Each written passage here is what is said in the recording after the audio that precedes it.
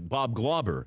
He joins us now, New York Newsday national football columnist and the author of the book Guts and Glory, the story of three unlikely coaches. Look at that, Bob getting a walk-up here. He's also the president of the Pro Football Writers of America, and he gets... Yeah, you can sit right there, and you don't have to put on headphones if you don't want to. Yeah, if you want. You're old school. You want to go headphones here, yeah, Bob? I love that. I'm used to doing interviews on the phones. All right. So here's Bob joining us now. So the book is called Guts and Glory, Guts and Genius. It's three unlikely head coaches who came to dominate the NFL in the 80s, and that's Bill Parcells, Bill Walsh, and, of course, Joe Gibbs. All right, let me start with the Cowboys situation here. How do you think this played out? I know we like to look at who won this. Did Jerry Jones blink? Is it team-friendly? Did Zeke get what he needed to get? Yes. Yes.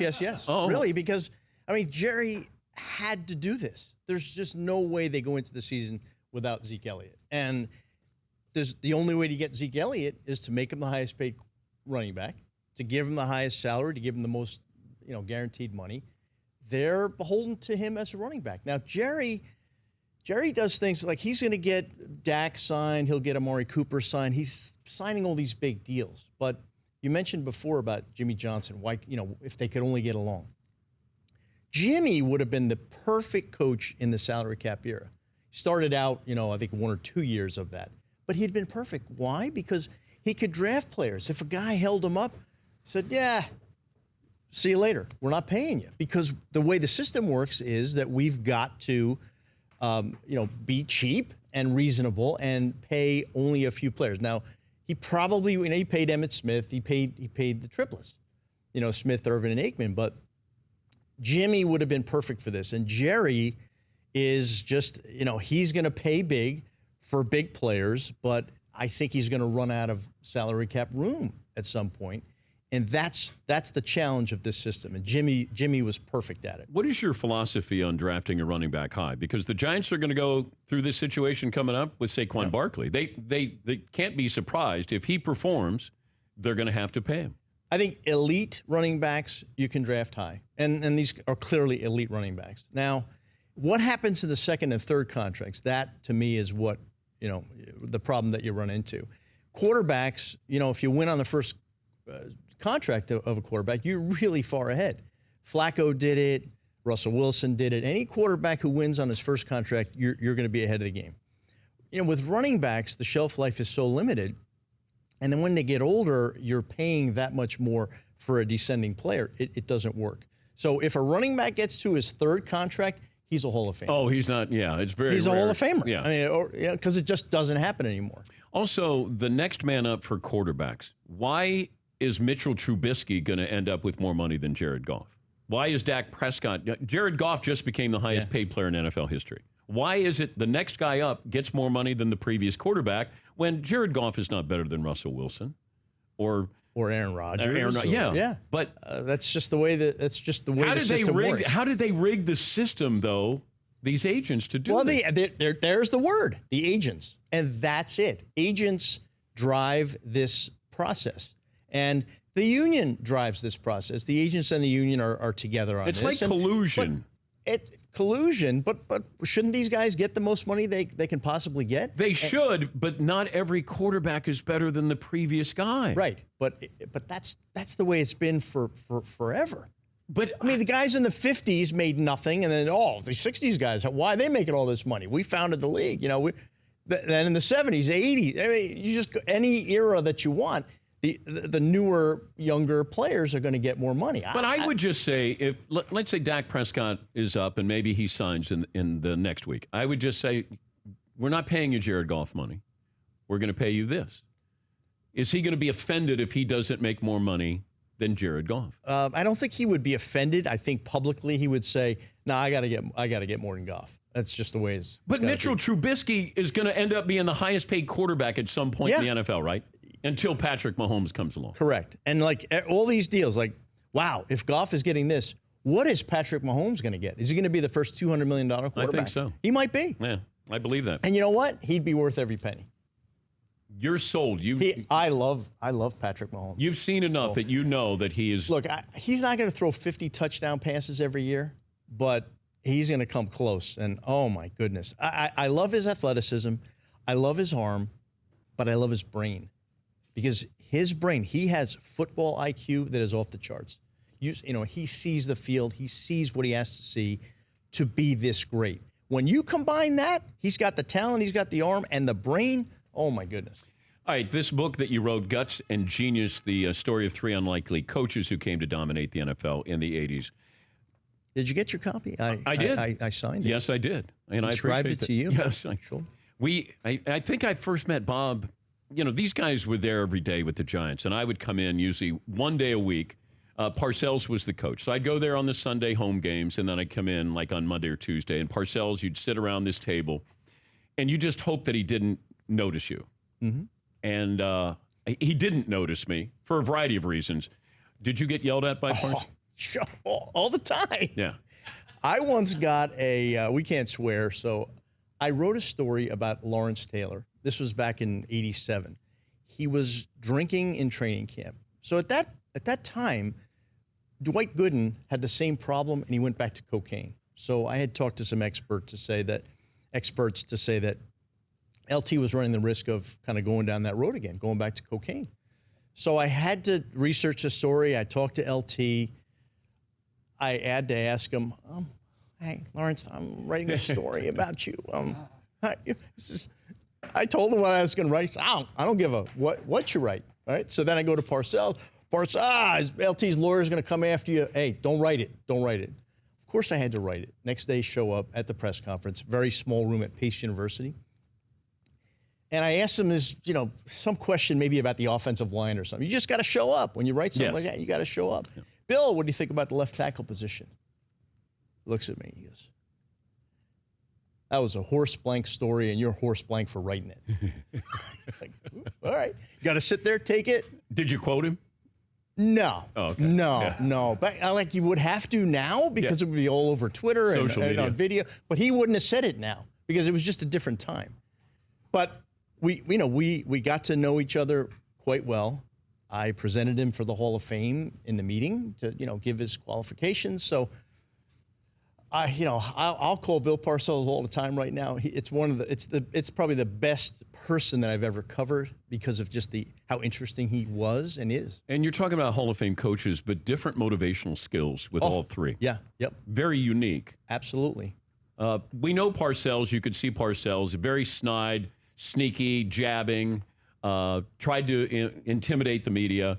What were Bill Walsh and Joe Gibbs like? Well, Gibbs was much more straightforward than any of them. He was he was a grinder. He didn't have a lot of pizzazz as a person, but he got to players and he was brutally honest with them.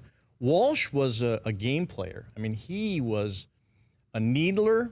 He would yell at players through their coaches. He would yell at the assistant coaches about if a player did something wrong, and the player would hear it and say, "Wow, I don't like that." Now the assistant coach is covering for him, but it was his way of kind of motivating differently, and he was a real game player, and he and Parcells, those rivalries, Dan, were phenomenal. Yeah, I don't think that someone in 2050 looking back at today's NFL would say, "Here's a book about three great coaching, coaches and the rivalries," because you just don't have those rivalries, but they were long-standing. And Walsh was, he was just a game player, and he was. Could you imagine Walsh now, and who would be more successful in today's NFL with those three quarterbacks? I think it would be Gibbs. I think Gibbs was. You can make the argument that he was the greatest tactician in NFL history. Sounds kind of crazy. He was an offensive genius without somebody labeling him an offensive genius. He was very, he was not boastful, but he won 3 Super Bowls with 3 quarterbacks, none of whom was close to the Hall of Fame. Name me another coach who did that. Parcells is close. He won with 2 who aren't going to go to the Hall of Fame. Yeah. But Walsh had Montana. Belichick has Brady. Tom Landry had Staubach. Walsh had Young. In the latter part, right? And he won. Gibbs was just brilliant, and he took what he had, and then he won with that. So what do you have in today's NFL? Sometimes you don't have the dominant players.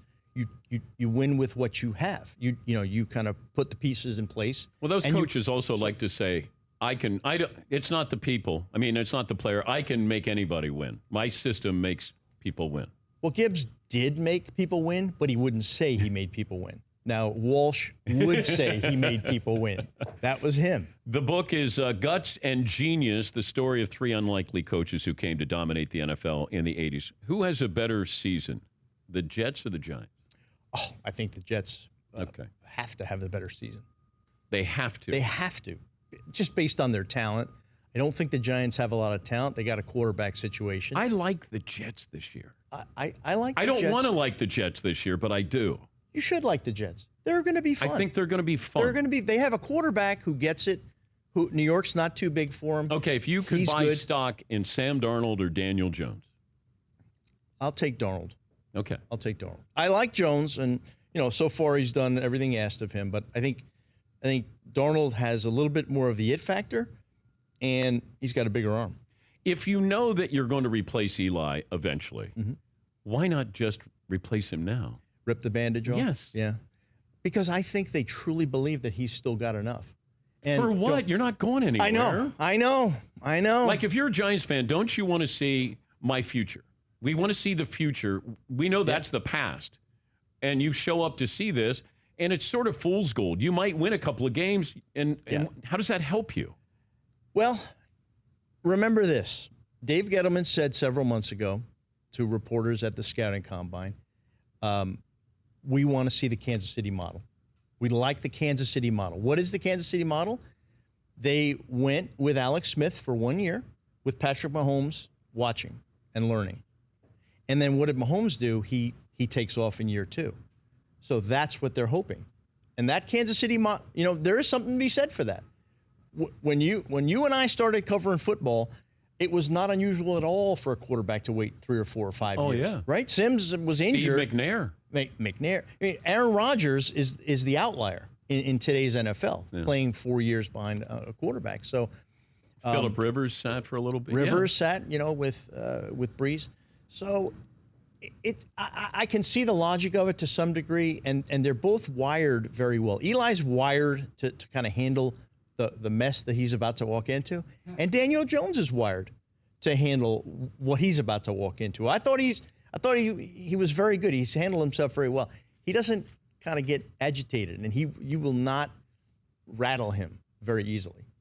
I wish you success. It was great to read parts of your book and just take a stroll down memory lane, because if you're a fan of the NFL and certainly these coaches, and what's the stat on the coaching tree of Parcells, Bill Walsh, and Joe Gibbs?